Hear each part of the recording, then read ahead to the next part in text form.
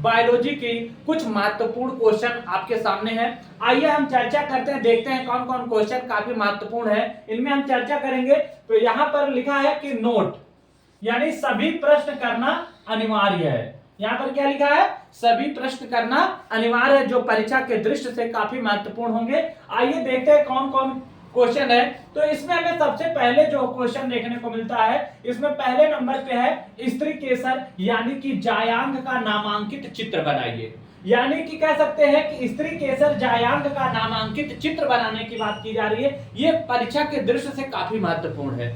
दूसरी चीज, टेपिटम से आप क्या समझते हैं? टेपिटम क्या होता है या टेपिटम से आप क्या समझते हैं? ये परीक्षा के दृष्टि से काफी महत्वपूर्ण है। तीसरे नंबर पे हमें हमारे पास जो देखने को मिलता है, अनिषेक फलन पर टिप्पणी कीजिए। यानी कि अनिषेक फलन क्या होती है, अनिषेक फलन पर क्या टिप्पणी करनी है, उसके बारे में पूछता है। तो वो चीज हम आपको देख पाएंगे यहाँ पर। चौथे नंबर पे हमें जो देखने को मिलती है कि बहुभ्रूणता पर संक्षिप्त टिप्पणी कीजिए तथा ये कितने प्रकार के होते हैं। यानी कि बहुभ्रूणता के बारे में आपको बताना है और ये कितने प्रकार की होती है, ये परीक्षा के दृष्टि से काफी महत्वपूर्ण है। उसके बाद आते हैं पांचवें नंबर पे, आवृत बीजीय पादप के बीजांड का लंब काट और नामांकित चित्र बनाइए। यानी आवृत बीजीय पादप के बीजांड की लंब काट का नामांकित चित्र बनाइए। ये आपके लिए काफी महत्वपूर्ण है, जो परीक्षा के दृष्टि से काफी बेहतरीन देखने को मिलता है, जो काफी महत्वपूर्ण क्वेश्चन है, वो देख पाएंगे।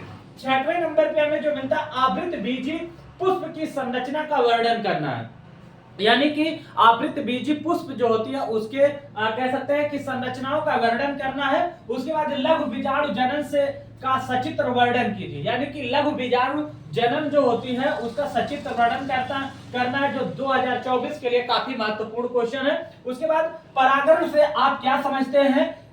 परागण से आप क्या समझते हैं, ये कितने प्रकार के होते हैं? ये भी क्वेश्चन काफी महत्वपूर्ण है, जो आपको देखने को मिल रहा है। उसके बाद 9वें नंबर पे जो है, आवृत बीजीय पादप का सचित्र वर्णन कीजिए। या आवृत बीजीय पादप में चित्र की सहायता से द्विबीजपत्री भ्रूण के विकास का वर्णन करना है। यानी आवृत बीजीय पादप में चित्र की सहायता से आवृत बीजीय भ्रूण के विकास का वर्णन करना है। ये परीक्षा के दृष्टि से 2024 में काफी महत्वपूर्ण है, जो हमें देखने को मिल रहा है। इसी तरह से क्रम में हम आगे बढ़ेंगे।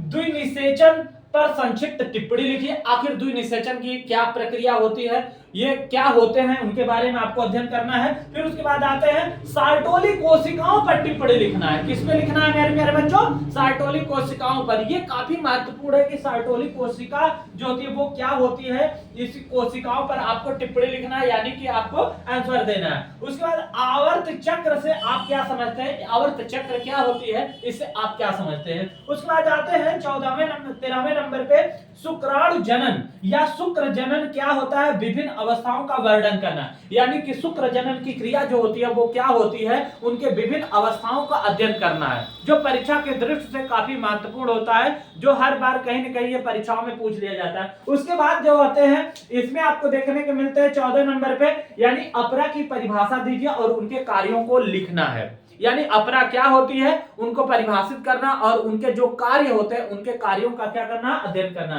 फिर पुनः सबसे महत्वपूर्ण क्वेश्चन, परिवार नियोजन पर टिप्पणी लिखिए। यानी जनसंख्या की वृद्धि के साथ साथ जो परिवार के नियोजन की प्रक्रिया होती है उन प्रक्रियाओं पे अध्ययन करना है। तो परिवार नियोजन पर टिप्पणी लिखना है। और 16वें नंबर पे जो है काफी महत्वपूर्ण, जो परीक्षा का सबसे महत्वपूर्ण जो पॉइंट हमें देखने को मिल रहा है, ये है जनसंख्या विस्फोट। इसको हम क्या कहेंगे? जनसंख्या विस्फोट के प्रमुख कारण क्या है, जनसंख्या को आखिर कैसे नियंत्रण को समझा पाएंगे, उनके बारे में लिखना है। आखिर जनसंख्या इस तरह से जो ग्रोथ कर रही है वो किस तरह से बढ़ रही है, इसका नियंत्रण हमें कैसे करना है जनसंख्या के बारे में, ये चीज हमें क्वेश्चन जो है आपके पेपर में आ सकता है। यहां पर देखने को मिला 17वें नंबर पे, परख नली शिशु पर टिप्पणी लिखिए। आखिर ये परख नली शिशु क्या होती है, इसके बारे में हमें अध्ययन करना है। फिर 18वें नंबर पे हमें चिकित्सीय संभर्गता समापन पर टिप्पणी लिखिए। यानी कि चिकित्सीय संभर्गता समापन जो होती है वो क्या होता है, किस तरह से इसको हमें अध्ययन करना है, जो परीक्षा में हमें बहुत ही महत्वपूर्ण क्वेश्चन जो देखने को मिलते हैं। उसके बाद आते हैं सबसे महत्वपूर्ण क्वेश्चन है, लिंग संलग्न लक्षण को परिभाषित कीजिए और मनुष्य में लिंग संलग्न वंशागति वंशागति द्वारा उत्पन्न विधियों का नाम लिखना है। यानी कि कह सकते हैं लिंग संलग्न लक्षण क्या होते हैं उनकी परिभाषा आपको देना है। पुनः उसके बाद मनुष्य में लिंग संलग्न वंशागति के द्वारा उत्पन्न विधियों का नामांकित चित्र का अध्ययन करना। आइए और आगे बढ़ते हैं, यानी कि 20वें नंबर पे पहुंचते हैं, वर्णांधता क्या है। यानी कि वर्णांधता क्या है जो परीक्षा के दृष्टि से काफी महत्वपूर्ण है। वर्णांधता क्या है, तो वर्णांधता क्या है, मनुष्य के वर्णांधता की वंशागति का संक्षिप्त विवरण देना है। यह चीज आपके लिए काफी महत्वपूर्ण है।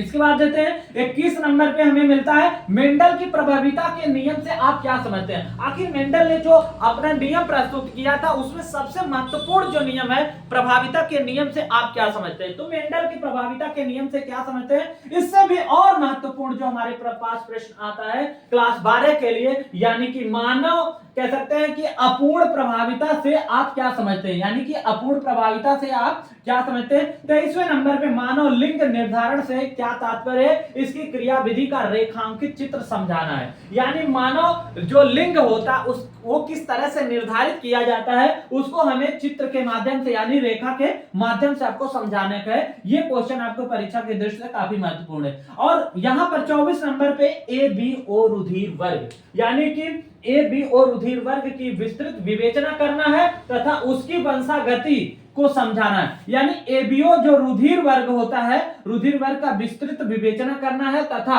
उसकी वंशागति को समझाना है। और इसमें कुछ होने वाले जो रोग होते हैं वो 25 नंबर पे हमारे पास देखने को मिलेंगे। हीमोफीलिया रोग कौन से होती है, हीमोफीलिया क्या है उसके बारे में हमें अध्ययन करना है। साथ ही साथ टर्नर सिंड्रोम, क्लाइनफेल्टर सिंड्रोम को समझाइए। यानी कह रहा है कि हीमोफीलिया जो रोग होती है वो क्या होता है उसके बारे में आपको अध्ययन करना है। दूसरी चीज टर्नर सिंड्रोम क्या होती है उसको आपको समझना है। उसके बाद क्लाइनफेल्टर सिंड्रोम जो होती है उसको समझाना है। मेरे प्यारे बच्चों ये जो क्वेश्चन है ये काफी महत्वपूर्ण है जो परीक्षा की दृष्टि के लिए हमें देखने को मिला कि हीमोफीलिया रोग, टर्नर सिंड्रोम, क्लाइनफेल्टर सिंड्रोम को समझाने की बात करता है। यानी कि इसको हमें समझाइए ये किस तरह से रोग होते हैं, क्या क्या इसके निवारण है, किस तरह से हमें देखने को मिलते हैं। उसके बाद सबसे महत्वपूर्ण क्वेश्चन जो 26 नंबर पे हमें देखने को मिला है, वाटसन और क्रिक द्वारा प्रतिपादित डीएनए के द्विगुणन मॉडल को समझाइए तथा स्वच्छ नामांकित चित्र को बनाने की बात कर रहा है।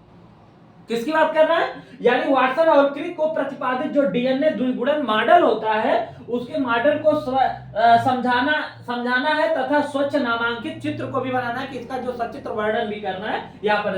उसके बाद डीएनए फिंगरप्रिंटिंग से आप क्या समझते हैं, आखिर डीएनए फिंगरप्रिंट क्या होती है, इसका यूज हम क्या करेंगे, क्या हमारे दैनिक जीवन में डीएनए फिंगरप्रिंट का उपयोग होता है कि नहीं, उनके बारे में अध्ययन करना है। उसके बाद हमें मानव जीनोम तथा सेंट्रल डोगोमा से आप क्या समझते हैं। मानव जीन जो मानव कह सकते हैं जीनोम तथा सेंट्रल डोगोमा जो होती है उससे आप क्या समझते हैं उनके बारे में अध्ययन करना है। फिर जेनेटिक कोड क्या होता है, कौन सा जेनेटिक कोड क्या होती है, ये किस प्रकार का कार्य करता है। यानी जेनेटिक कोड जो अनुवांशिकी कोड होता है उन अनुवांशिकी कोड को आपको अध्ययन करना है, उसके बारे में आपको बताना है कि ये किस प्रकार हमारे लिए कार्य करता है। उसके बाद कह सकते हैं कि सबसे महत्वपूर्ण क्वेश्चन 2024 के लिए हमारे पास जो है अनुलेखन क्या है, प्रोकैरियोटिक में अनुलेखन की क्रियाविधि का संक्षेप में वर्णन कीजिए। तो ये क्वेश्चन जो आपकी परीक्षा के दृष्टि से बोर्ड में जो काफी महत्वपूर्ण है, जो